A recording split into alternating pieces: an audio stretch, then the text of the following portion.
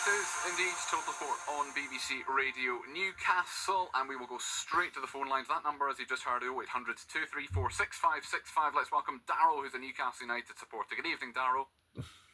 Good evening. How are you doing, lads? You all right? All right, Darryl. Very well, thank you. How are you? How are you feeling ahead of Chelsea on Sunday? Don't say stiff. Not confident, shall we say? Not confident. No, not confident.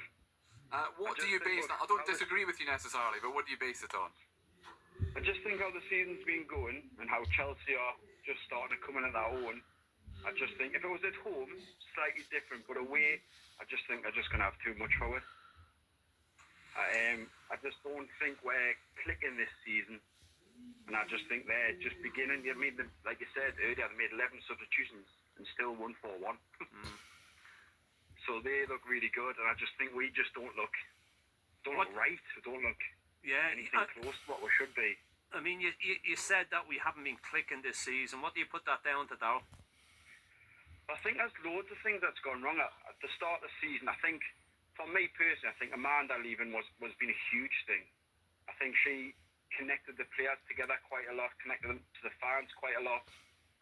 Since she's gone, it's been a bit lacklustre between the club and the fans. It's just gone a bit quiet in the background. A lot of changes have happened up there. And then I think the transfer window, this is the second transfer window, we kind of haven't signed anybody. It was quite quiet, and then obviously we put a big bid in for Gay. Nothing came of that. We had no plan B. I just think the players on the pitch just they don't look up for it. I think as much as I love how I think he's a victim of his own success in that season, obviously, where we had an unbelievable season. I mean, this exact date last year, we were playing Dortmund at home. I think he's been a victim to that.